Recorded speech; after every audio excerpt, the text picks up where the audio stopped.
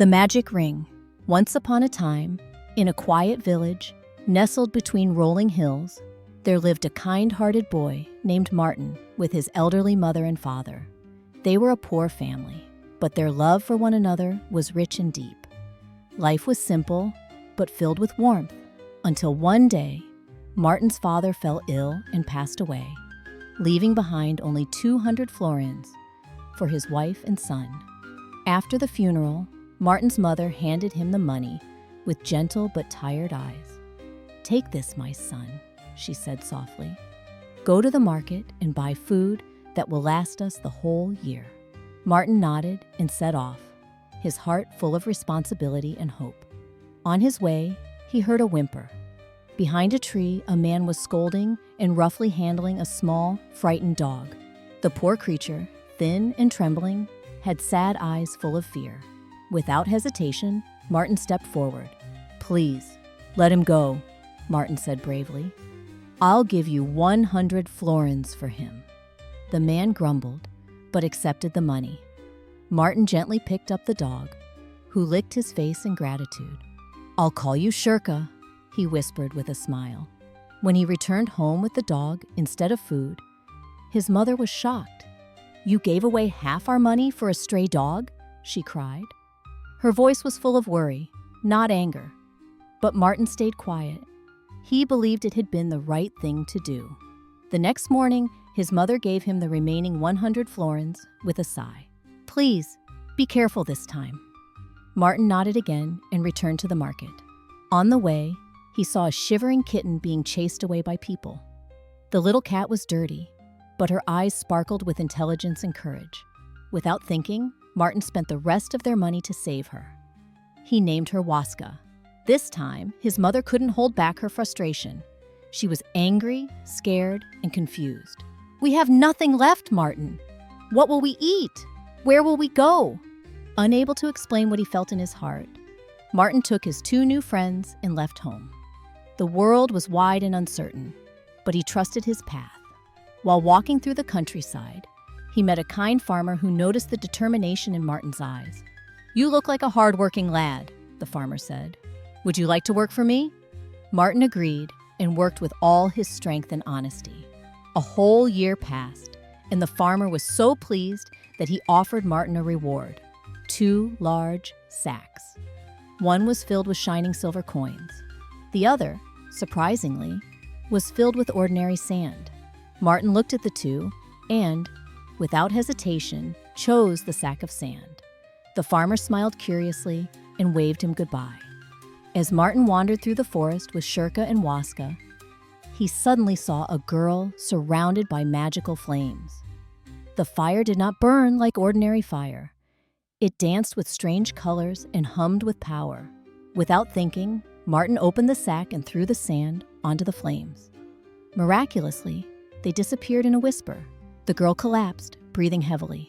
"Thank you," she said, as her form began to shimmer. In the blink of an eye, she transformed into a snake with golden eyes, then back into a girl once more. "You have freed me from a terrible spell. Come, I will take you to my father." She led him to a magnificent palace, with towers touching the sky and gardens full of singing birds. There, she told her father, the king, about Martin's bravery. The king offered Martin treasures and gold, but the girl stepped forward and whispered, "Ask for the golden ring my father keeps hidden in the velvet box." Martin did so, and though the king was puzzled, he granted the request. The ring sparkled with mysterious light. That night, the girl told Martin how to use it. "This is no ordinary ring," she said. "It will help you when all hope seems lost." Martin returned home to his mother, who embraced him with joy. They were no longer poor. With the ring, Martin built a small but beautiful house and soon decided he wanted to marry the brave princess he had saved. He turned to his mother. "Let's go to the palace. I want to ask the king for her hand." His mother agreed, and together they went to the royal court. Standing before the king, she spoke with confidence. "Your Majesty, you have a daughter of marrying age, and I have a son, loyal, kind, and wiser than most. I believe he is worthy of her." The king listened quietly. Then he said, If your son is as worthy as you say, let him build a palace as grand as mine, directly across from this one.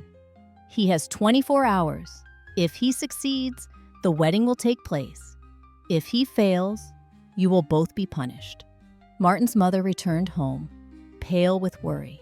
But Martin was calm. That night, he whispered to the magic ring, calling upon 12 mighty young men. They appeared in the moonlight, ready to serve. "Build me a palace of wonder," he said, "with towers of crystal and golden halls." By morning, a breathtaking palace stood across from the royal one. The king was amazed. He kept his word and granted Martin the title of duke, and soon after, Martin married the princess. But happiness did not bloom easily. The princess, though graceful and elegant, did not love Martin. She longed for riches, not kindness. One night, she offered him a cup of enchanted drink. When he fell into a deep sleep, she slipped the magic ring from his finger. Using the ring, she summoned the 12 servants and commanded them to move the palace far away. The next morning, the king saw only an empty field where the palace once stood. Furious, he ordered Martin to be locked in a lonely tower of stone, where he would be forgotten. Yet Martin was not alone.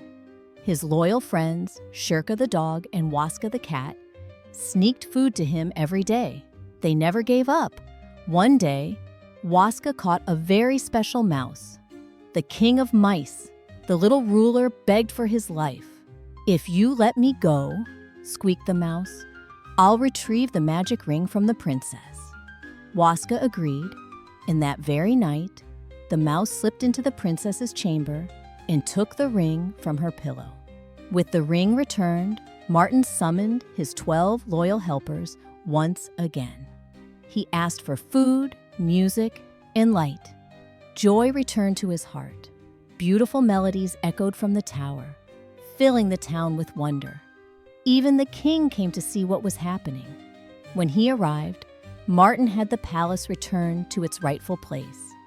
The people rejoiced, and the princess was brought back, now pale with fear. Martin stood before the king.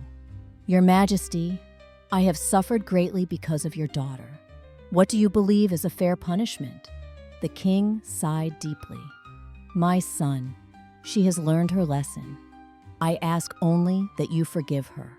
Martin looked into the eyes of the girl who once betrayed him, and slowly his heart softened.